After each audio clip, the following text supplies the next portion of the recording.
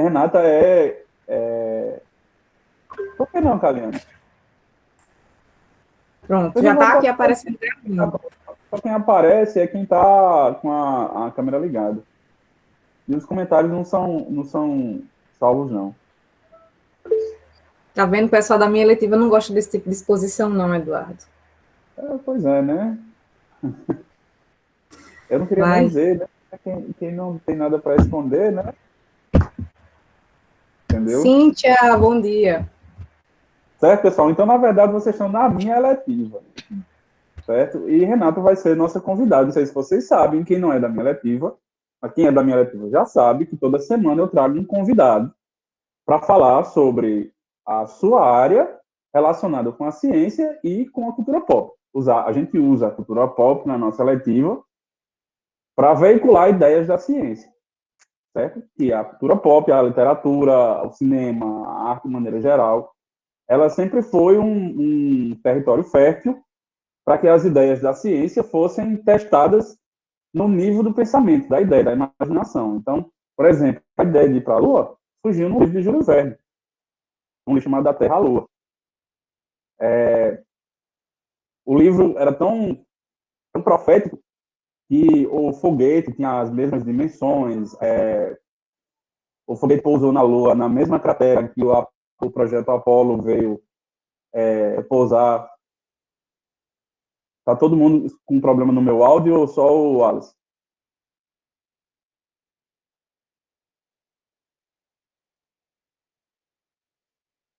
Bom. Tá meio estranho, sei lá. Dá para entender, Dá né? para entender, é porque tá meio granulado, não é granulado, é meio... Eu não sei explicar. Tá bom, se piorar, vocês avisam que eu tento dar um jeito aqui. Então, é isso. Então, a ideia da minha letiva, para quem não é da minha letiva, é justamente essa. Ver na cultura pop a presença, encontrar a presença dessas manifestações científicas, certo? E toda semana eu estou trazendo um convidado de uma área diferente. Eu trouxe já biólogos, eu trouxe já uma farmacêutica, eu trouxe já um escritor, eu trouxe já um fotógrafo, eu trouxe já um físico, um cosmólogo da minha área de pesquisa, que falou sobre viagem no tempo, certo? Foram 3 aulas com esse cara. E essa semana eu recorri à nossa querida professora Renata, prata da casa aqui, certo? Para que ela falasse para a gente sobre a relação entre a história, a ciência e a história, e como é que a gente pode encontrar na cultura pop a manifestação da ciência e história, e como é que a cultura pop pode ensinar a história para a gente. Então eu convidei ela, não vou apresentar, não vou fazer a apresentação, porque todo mundo já conhece a Rezinha, certo? E agora eu vou passar as palavras História ou para ela. geografia? Geografia. E eu falando Quer história. dizer, falou história 2 vezes. Bem, pessoal, bom dia. Oficialmente, bom dia a todos e a todas. Obrigada, Eduardo, pelo convite. Infelizmente, né, sinto por vocês que estão aqui em mais uma aula comigo hoje. Sinto por não ser uma professor ou professora externa, né? Nós já estamos a manhã inteira juntos, tive aula com as 3 turmas hoje, né? Eles já devem estar caminho. Professor, muito legal ter Mas, aula da como a senhora. Eduardinha é essa, senhora. Valeu, Yuri. Como o Eduardo disse, a ideia é essa, é fazer essa participação. Babão. A eletiva mais badalada da City Buriti, que é a Ciência na Cultura Pop, mediada pelo professor Eduardo Rafael Figueiredo Medeiros. Então, hoje a gente vai discutir um pouco dos estudos demográficos, um pouco da geografia da população, a partir do filme que tem como personagem um super vilão chamado Thanos, né? Vocês vão entender um pouquinho como a demografia, que é o estudo da população, se manifesta, como a ciência demográfica se manifesta lá no filme, beleza? Nos filmes, né? Ele aparece em 2 filmes especificamente. Então vamos lá, vou espelhar aqui para vocês. Olha só, nunca assisti isso. Vamos lá. Só um instante.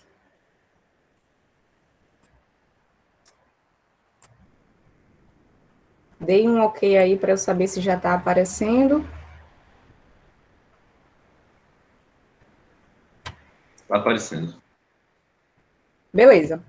Então, gente, o tema é esse, né? Thanos e a solução para o controle populacional.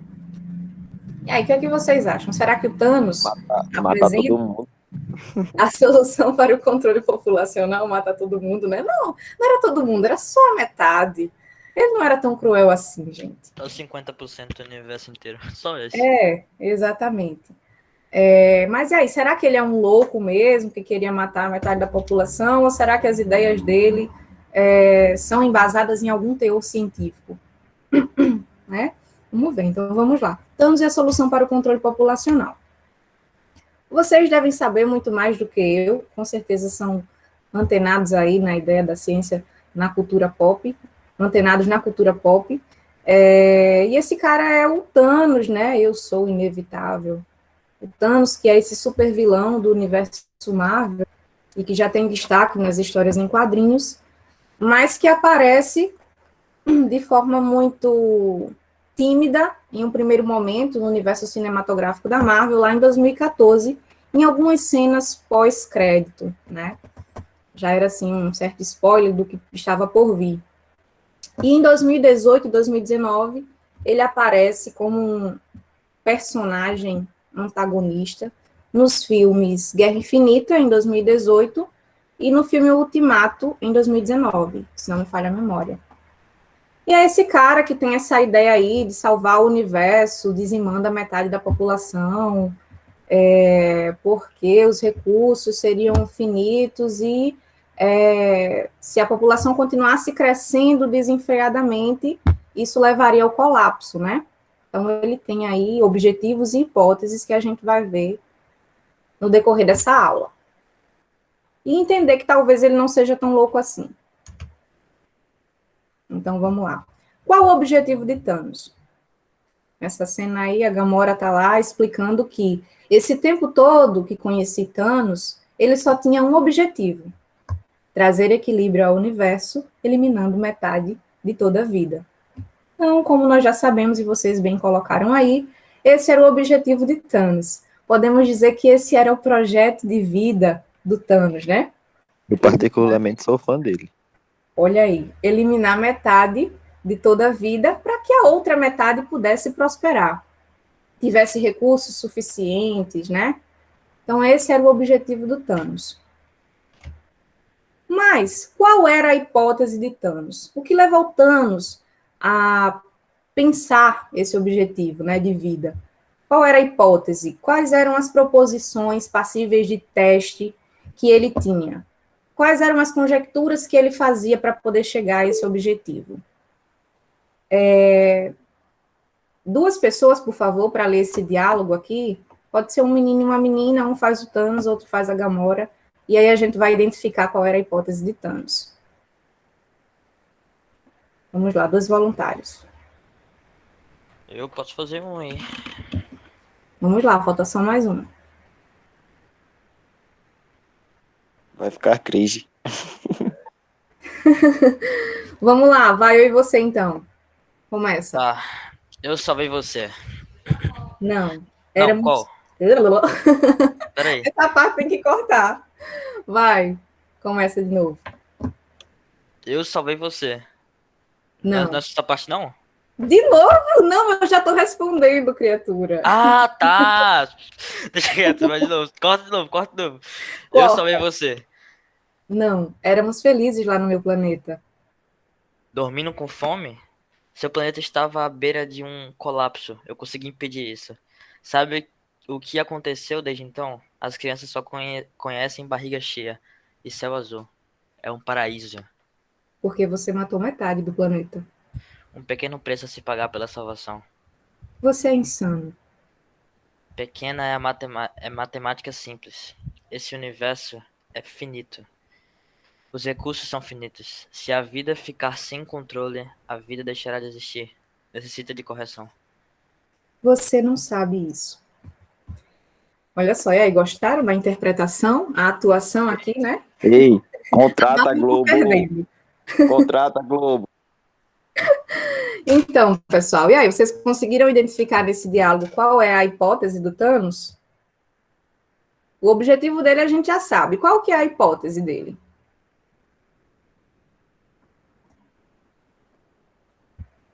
Respondam no áudio, porque eu não consigo ver os comentários. Ele acha que acabando com 50% do universo vai ter mais recurso. O universo ser próspero. Isso mesmo, né? Ele acredita que o universo é finito, os recursos são finitos, né? Tudo bem. E que se a vida ficar sem controle, ou seja, se a população passa a crescer descontroladamente, a própria vida deixará de existir, porque vai faltar recursos, recursos que são necessários para que as populações se desenvolvam, se alimentem, né? O principal recurso seria a questão da alimentação, que ele coloca em pauta, né? Por exemplo, quando ele diz... Oi. Agora imagina, o próprio cara que fez o conceito do Thanos, né, que criou o vilão, agora imagina como ele pensou, tá ligado? O cara pode ser o Thanos, pô. Porque se ele criou um vilão assim, o pensamento dele é esse, entendeu? Mas você vai ver que talvez, né, não sei se você já sabe, alguns cientistas, não é radical quanto o Thanos, mas de forma parecida. Então, não precisa ser alguém, um super vilão, para pensar dessa forma. Pode ser um cientista, talvez. Né? Pois é, e vocês veem aqui quando ele diz pequena, é matemática simples. Então, o Thanos era de exatas, tá, gente? Corram desse povo. Ele tem projeto de vida e era de exatos. Enfim, então já sabemos aí qual era a hipótese do Thanos, tá? Tcharam! Thomas Robert Malthus. Estaria Thanos, então, embasado na teoria malthusiana? Mas como assim teoria malthusiana? Tem um cientista que fala sobre isso?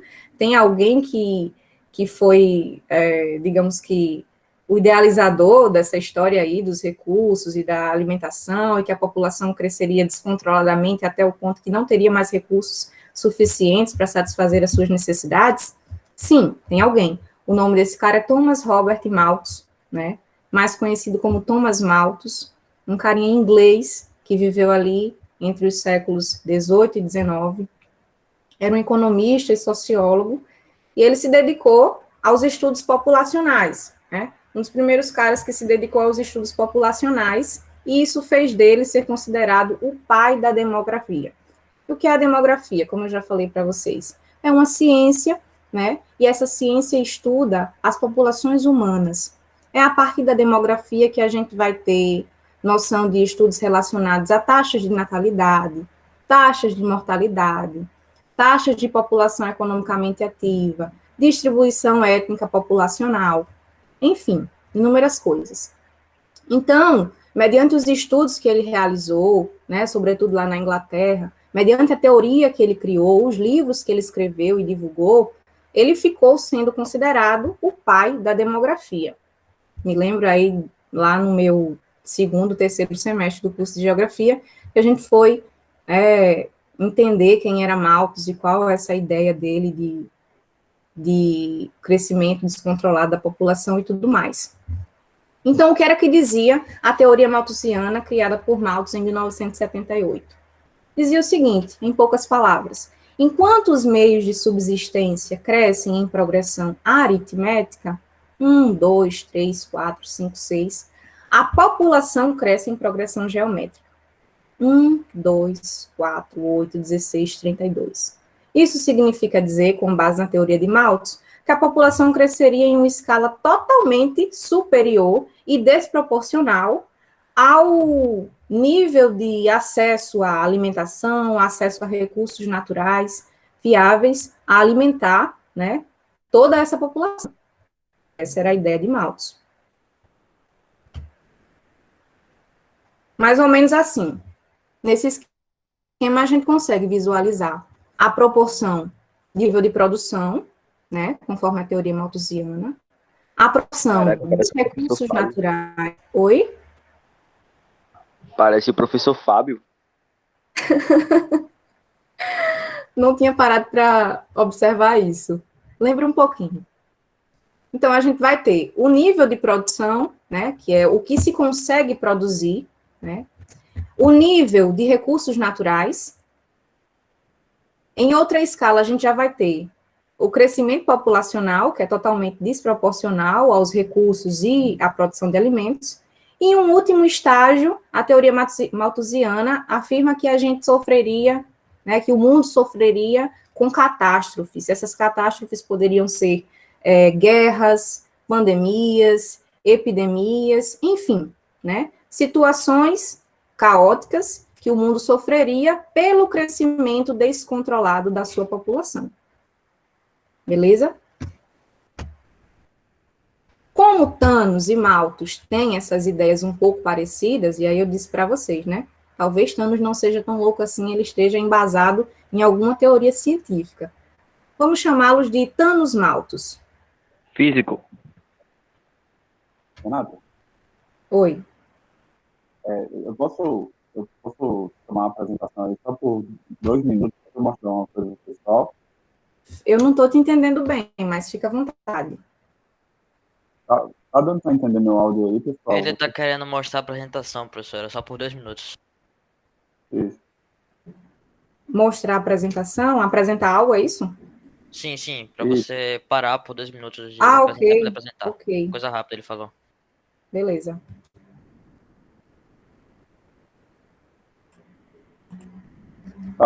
Tá todo mundo me entendendo?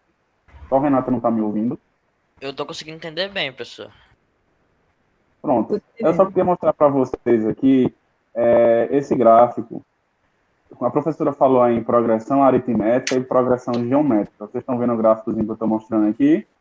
Ó, do lado esquerdo, em azul, a gente tem um gráfico de uma progressão aritmética, não uma progressão linear. Certo? Quem não estudou, vai estudar isso com o Maurício ou com o Marilúcio. Não sei onde é, acho que é com o Maurício. Tá? Ela é um crescimento em linha reta.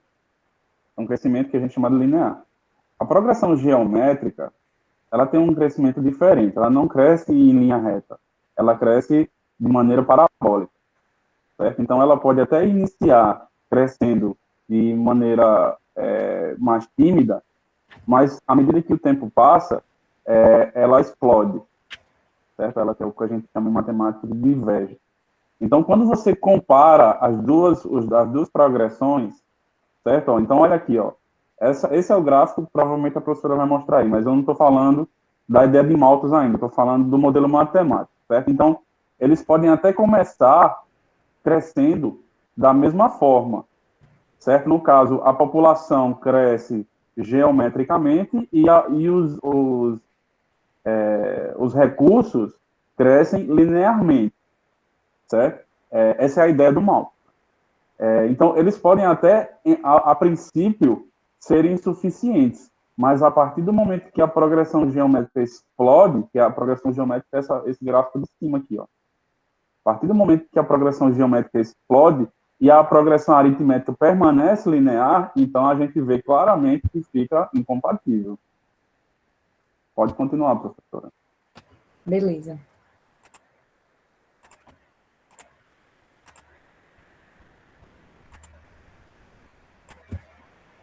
Eu até acho que já dá para compartilhar com alguém estando compartilhando, Eduardo.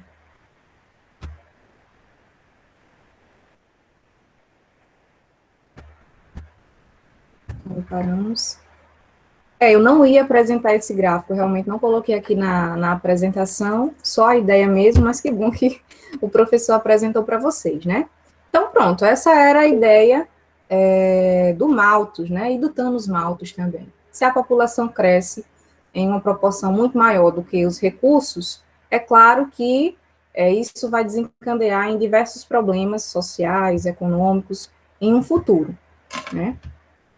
Mas como todo cientista e todo pesquisador que apresenta uma problemática, que defende uma teoria, deve apresentar também uma proposta de intervenção, né, uma possível solução para este problema, o Malthus ele traz algumas propostas para o possível controle populacional, né? Uma delas é a abstinência sexual antes e durante o casamento. Radical, né, meu povo? Bem radical. Uma outra seriam as políticas de controle de natalidade, né? Quem aí lembra da política do filho único na China? Uma política de controle de natalidade, que, inclusive, mediante as transformações que vão se dando no espaço e a forma, né, dinâmica como a população vai se comportando, já passou a ser flexibilizada lá na China. Na década de 70, eles implantaram a política do filho único, né? Toda a família só podia ter até um filho. Em 2016, tudo isso em nome de um possível controle populacional, né? Vamos controlar a natalidade para que o crescimento vegetativo também seja controlado. O crescimento vegetativo é o crescimento populacional. Então, em 2016, vendo que não estava acontecendo um crescimento populacional adequado, né, eles flexibilizaram a política do filho único para 2 filhos. Por incrível que pareça, né, agora em 2021, após a realização de um censo demográfico, eles observaram que a taxa de natalidade contabilizada lá na China foi a menor desde a década de 60. E o que é que acontece? Uma taxa de natalidade muito baixa, sequencialmente, assim, pode ocasionar em um comprometimento da taxa de população economicamente ativa, ou seja, da taxa de população que pode trabalhar, né, que está aberta ao mercado de trabalho. E o que é que eles fizeram agora, depois desses dados desse censo? Eles flexibilizaram mais uma vez a política de controle de natalidade, agora para 3 filhos. Só que o que é que acontece? Acontece que a população já não quer mais ter famílias enormes. As famílias já não querem ter 2, 3 filhos. E isso pode comprometer a estabilidade, né, da taxa de população economicamente ativa lá na China. As ideias de Malthus, elas também inspiraram movimentos políticos como a eugenia nazista e a eugenia americana, né, a ideia de uma seleção humana, a ideia da eliminação de possíveis raças indesejadas, a esterilização coercitiva de mulheres negras, enfim. E, atualmente, a teoria de Malthus ainda é defendida pela corrente neomalthusiana. A corrente neomalthusiana traz os mesmos, digamos que, a mesma perspectiva, né, da teoria malthusiana, né, que a população cresce descontroladamente e isso compromete o desenvolvimento social e econômico das nações, sobretudo no que se refere às nações subdesenvolvidas, e a teoria neomalthusiana segue essa mesma linha, só que de forma menos radical, né? Ela coloca propostas de intervenção, propostas de controle de natalidade, digamos que menos radicais do que o próprio Malthus, né? Como, por exemplo, a distribuição de métodos contraceptivos, que é o que, por exemplo, acontece aqui no Brasil. Então, ainda tem uma corrente aí de teóricos que defendem a teoria neomalthusiana. Mas será que Thanos e Malthus estavam errados? Né? Muitos cientistas, muitas áreas de conhecimento, como, por exemplo, a geografia, a sociologia, enfim, percebem que sim, né? Que essas ideias são um pouco ultrapassadas e que Thanos e Malthus erraram, né? Quando pensaram dessa forma de que a população não entraria em um controle natural em relação ao seu crescimento, né? Então, eles consideram que as ideias de Malthus são, sim, ultrapassadas, porque ele não considerou as possíveis transformações do espaço pelo tempo. Como assim as possíveis transformações do espaço pelo tempo? Né? O tempo e o espaço são dinâmicos, né? Então, conforme as evoluções tecnológicas, globalização, acesso a vacinas, evolução da medicina, inúmeras questões, né, que vão modificando o espaço e, consequentemente, os sujeitos sociais. Isso fez com que as populações passassem por uma transição, né, e essa transição chega a um estágio de controle, naturalmente, né. Então, eles não imaginaram que isso chegaria a acontecer, e por isso pensaram essas medidas mais drásticas.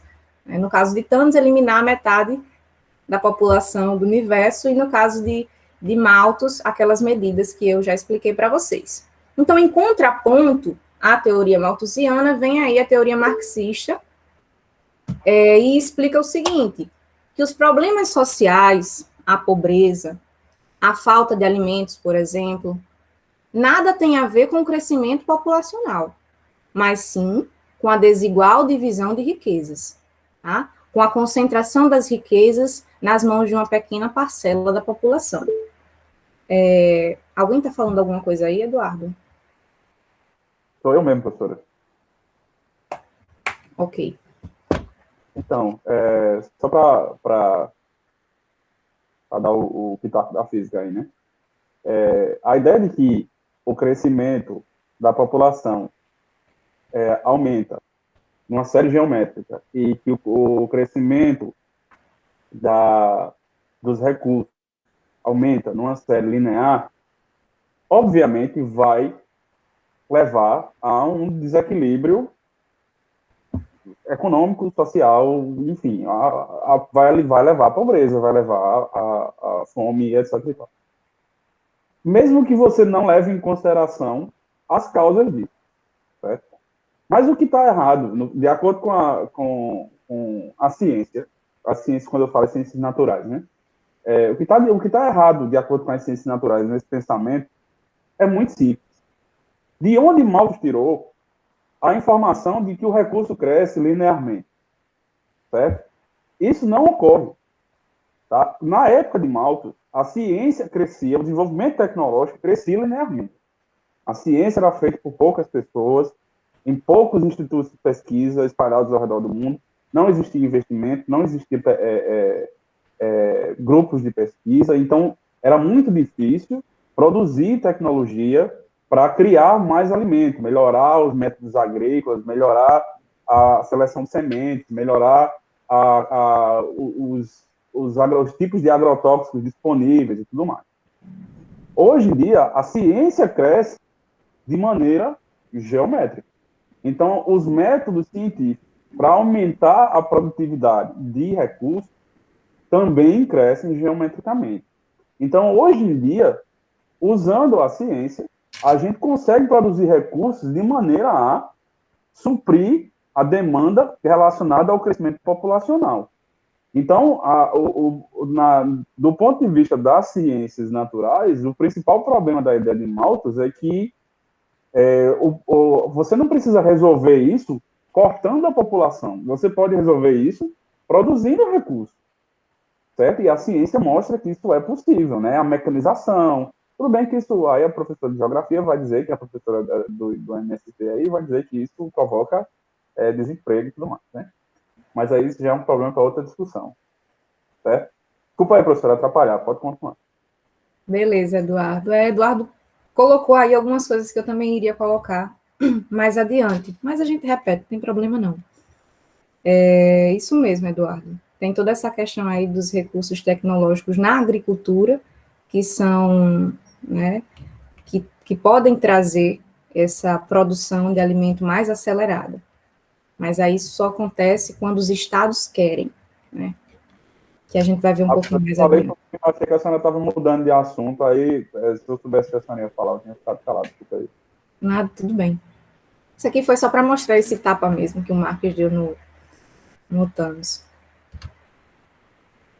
E aí, a partir de agora, que eu começo a mostrar umas coisas que tem números e gráficos, que eu não gosto muito, qualquer coisa eu peço para Eduardo explicar.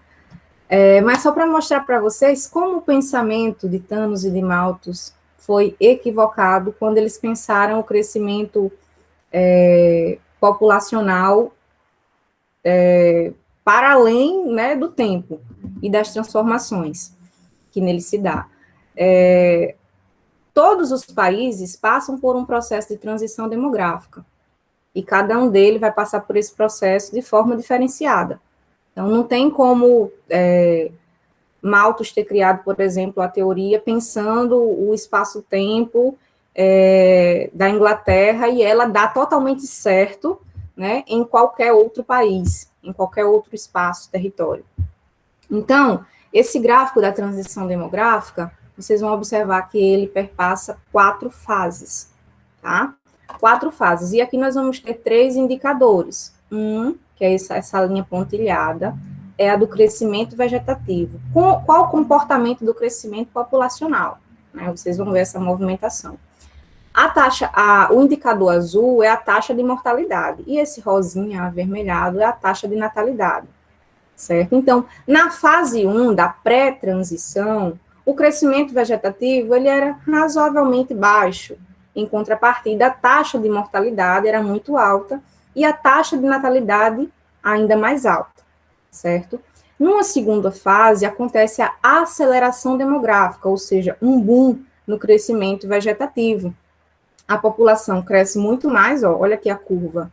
A taxa de mortalidade diminui, né? Até mesmo pelo acesso à medicina, pelo acesso a vacinas e tudo mais, mas a taxa de natalidade continua muito alta. Então, se a taxa de mortalidade diminui e a taxa de natalidade aumenta, consequentemente, o crescimento vegetativo vai aumentar também. Numa terceira fase, que é a fase da desaceleração demográfica, vai acontecer uma baixa em todos os indicadores, tanto na taxa de mortalidade, quanto no crescimento vegetativo, quanto na taxa de natalidade, né? Então, se eu tenho uma taxa de mortalidade baixa, uma taxa de natalidade também baixa, consequentemente, meu crescimento vegetativo vai baixar. Uma quarta fase é a que nós estamos vivenciando no Brasil, por exemplo, é a fase da estabilização da população, né? Onde tanto o crescimento populacional, quanto o crescimento da taxa de mortalidade, quanto da taxa de natalidade estão estabilizados. Então, aqui não tem nenhum boom vegetativo, nem de mortalidade, também de natalidade, certo? Então, olha só como o crescimento da população se comporta no decorrer do tempo, nesse processo de transição demográfica. E aí, agora a gente vai observar, em termos de Brasil, a partir dessas pirâmides, que são chamadas as pirâmides etárias. Eu até cortei o título aqui, porque eu queria ampliar a imagem, né, o máximo possível. Eu acho, inclusive, que o Luiz Henrique, eu não sei se ele está por aí, mas numa aula minha de geografia lá no terceiro ano, ele falou sobre pirâmides, e aí não soube explicar muito bem, mas eu acho que ele estava se referindo a esse tipo de pirâmide etária. Era isso, Luiz Henrique? Não sei se ele está por aí. Era sim, era sim. Pronto, ok. Essas pirâmides etárias, elas são super importantes e elas são fáceis de entender quando elas têm as informações necessárias. Realmente, quando elas são, né, sem nenhum tipo de informação, fica complicado para a gente entender. Mas olha só, a gente vai observar em 4 períodos de tempo o desenvolvimento, a estrutura da população e do crescimento populacional brasileiro. Nesse primeiro momento, nessa primeira pirâmide aqui, é da década de 70, né? Como se comportava o crescimento populacional nessa época? Então, a gente vai ter aqui, 42,3% de uma população de 0 a 14 anos, 54% de uma população economicamente ativa de 19 a 64 anos, e 3,7% de uma população idosa, né, de 65 até 80 anos. O que é que a gente observa também nessa pirâmide etária? A base da pirâmide, ela é bem larga, veja só. Quando a base da pirâmide é larga, significa dizer que a taxa de natalidade é alta. Então, aqui estava nascendo muita gente nesse período, né? Não havia um certo controle da taxa de natalidade, ou uma estabilidade. E, na questão do topo da pirâmide, a gente vai perceber que ele fica bem fininho, afunilado, significa dizer que a taxa de mortalidade também era alta. Não tem muita população idosa aqui em cima, tá vendo como está fininho? Então, os idosos, né, morriam muito nessa época. Talvez por falta de acesso a medicamentos, a medicina, a vacinas, enfim. Já no comportamento do Brasil em 2010, a população apresenta uma estrutura completamente diferente. Vocês podem observar aqui na estrutura da pirâmide. Olha só. A população de 0 a 14 anos, ela passa de 42,3% para 25,5%. Né? Então, já diminuiu bastante. A população economicamente ativa, sobe para 67,6%. E a população idosa para 6,9%. Então, aqui, ó, a taxa de mortalidade é bem inferior do que aqui. A gente observa pelo topo da pirâmide. Tá vendo que está mais largo aqui? Mesma coisa na base da pirâmide. A taxa de natalidade também diminuiu, tá? Aqui, ó, tá bem diferente daqui. Beleza? Esse é o comportamento da estrutura populacional do Brasil em 2010. Aqui a gente vai ter um bônus demográfico. E o que é esse bônus demográfico? É um período, né, da transição demográfica de determinado país em que a população economicamente ativa, essa galera que está nessa faixa etária aqui, ó, está bem consolidada. Então, aqui nós temos 67,6% da população economicamente ativa. Observando esse gráfico no Brasil 2030, né, uma projeção para o Brasil 2030, esse bônus demográfico, ele permanece. Nós temos ainda a baixa na taxa de natalidade, a gente pode observar aqui pela base da pirâmide, 18% só, ó, de população de 0 a 14 anos. A população economicamente ativa continua bem consolidada, com 67,9%, e os idosos passam a viver até mais, ó, chegando até mesmo 100 anos. A taxa de mortalidade também foi diminuída. Então, esse período que o Brasil está passando de uma situação populacional estável é positivo, é por isso que se chama bônus demográfico, né? O Estado, por exemplo, pode aproveitar muito mais essa população economicamente ativa. Isso, claro, quando o Estado não está passando por crises constantes como o nosso país, né? Então, esse bônus demográfico poderia estar sendo bem aproveitado desde 2010 até 2030, porém, nós já estamos aí em 10 anos desse bônus demográfico, com crises contínuas, sociais, políticas e econômicas, tá? E numa quarta projeção do desenvolvimento populacional no Brasil, a gente vai ter uma modificação. As bases dessa pirâmide, elas começam a ficar mais estreitas, né? Então, quer dizer que a taxa de natalidade está diminuindo ainda mais, ó, 14,5%. O que é que também diminui? Diminui o nível da população economicamente ativa, que sai de 67,9 para 59,3.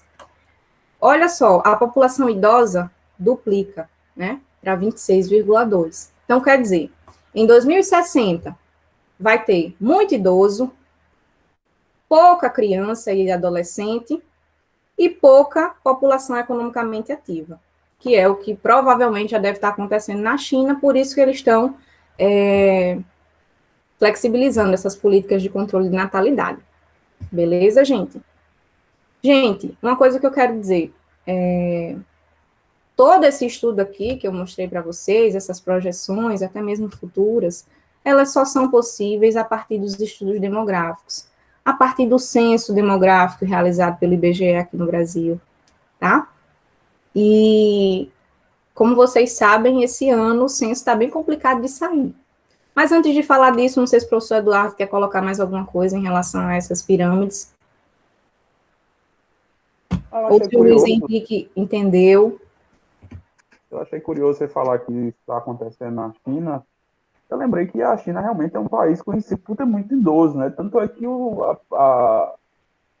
a atividade esportiva típica da China é o Tai Chi, né? Que é aquele espécie de yoga chinês que eles fazem nos parques lá, que é só os velhinhos fazendo. E agora que você explicou o porquê, né? Porque tem tanto idoso lá. Pois é. A Terra plana, ela não gira, ela capota, né? Tentaram controlar tanto as taxas de natalidade e o crescimento populacional que agora estão querendo fazer com que a população cresça e a própria população não quer reproduzir. Mas, enfim. E aí, falando do censo, né? Já estou perto de terminar aqui. Nem sei que horas são. Falando do censo, eu sempre faço uma crítica, eu já fiz nas minhas aulas, vou fazer aqui também. Eu trago aqui essa cena né, dos Vingadores no filme Ultimato, onde eles estão refletindo sobre tudo que aconteceu quando o Thanos eliminou metade da Terra. Né? E aí eles dizem o seguinte: se passaram 23 dias desde que Thanos veio à Terra. Os governos mundiais estão despedaçados. As partes que ainda funcionam estão tentando fazer um censo. E parece que ele conseguiu. Ele fez exatamente aquilo que disse que ia fazer. Thanos dizimou 50% de todas as criaturas. Minha gente, mesmo os governos mundiais despedaçados, né, depois de Thanos ter eliminado 50% da Terra, as partes que ainda funcionam ainda tentam fazer um censo, né? Vejam a importância do censo. E aqui no Brasil, Bolsonaro não quer fazer o censo, minha gente. Então, eu não podia deixar de passar, eu não podia deixar passar essa oportunidade de dizer contra a falta de censo, digamos sim ao censo, né? É uma fala da AGB, da Associação de Geógrafos Brasileiros, sobre justamente esse descaso, né, que o governo tem propagado aí contra todas as fontes de pesquisa e informação e divulgação de informação. Se a gente parar para pensar, teve o atraso no censo agropecuário, as universidades, né, estão sendo sucateadas, o INPE está aí com seus computadores, supercomputadores, prestes a serem desligados, se é que já não foram, por falta de recursos. Já e foram, agora... né? Oi? Já foram. Pronto. E agora, o censo demográfico, que acontece a cada 10 anos, também está sendo postergado e até mesmo, acho que nem vai sair esse ano, talvez, pela falta de recursos. Sem falar que nós estamos vivenciando uma pandemia e a realização do censo era de extrema importância nesse momento. Outra coisa é que o censo demográfico que acontece a cada 10 anos, se isso acontecer esse ano, de não ter censo, vai ser a segunda vez na história do Brasil, né? Porque a única vez que isso aconteceu foi no governo Collor, e eu nem tenho conhecimento sobre o governo Collor, mas como todo mundo disse que foi muito ruim, provavelmente deve ter sido. Então, aconteceu no governo Collor e provavelmente vai acontecer isso agora no governo Bolsonaro. Então, não sei qual o problema do governo na verdade, eu sei, né? Em promover a pesquisa e a produção de informações. Só essa crítica mesmo que eu queria fazer, gente. Vamos lá. Para concluir, né? Mas é a produção de alimentos, né? Que é um pouco daquilo que o professor Eduardo falou. A geografia da fome explica. A produção de alimentos era o X da questão, né? De Thanos e de Malthus. Porque não vai ter alimento para todo mundo, as pessoas vão sofrer muito com isso. A Geografia da Fome explica. E a Geografia da Fome é um livro de Josué de Castro, escrito na década de 80, é um geógrafo e sociólogo, e ele diz o seguinte a respeito disso: trata-se, por conseguinte, de alimentar bem essas populações. Ao plano de alimentação traçado, deve corresponder um plano de produção agrícola adequado. Os cálculos indicam que esse plano deverá comportar considerável aumento da produção atual, a produção de alimentos. Será tal aumento tecnicamente possível? Os progressos da ciência e da técnica têm sido de tal ordem, dispomos hoje de inúmeros meios para aumentar a produção das plantas e do trabalho humano, que já é possível, querendo, né, alimentar e alimentar bem todos os homens. Então, Josué de Castro disse na década de 80, o professor Eduardo aí falou agora na nossa aula, nós temos técnicas apropriadas para isso. No caso específico do Brasil, nós temos um país de projeções continentais, né, com um potencial muito positivo para o ramo da agricultura. Não é à toa que nós somos considerados, né, a grande fazenda do mundo, o grande celeiro mundial, que, já conversei isso com os meus alunos em outras aulas, não sei se no terceiro ou no segundo, que exporta milho, soja, né, mas importa tecnologia de ponta. Exporta commodity e matéria-prima, mas importa tecnologia de ponta. Então, até quando seremos uma grande fazenda do mundo que não consegue alimentar sequer os seus próprios trabalhadores, né? Porque o Brasil não alcançou até então com tantos recursos suficientes e com tanta tecnologia, porque o agronegócio está aí produzindo em larga escala toda a sua concentração fundiária em pouco tempo. Então, por que não alcançamos até então a nossa soberania alimentar? Por que milhares de pessoas no Brasil ainda não conseguem realizar as suas 3 refeições diárias?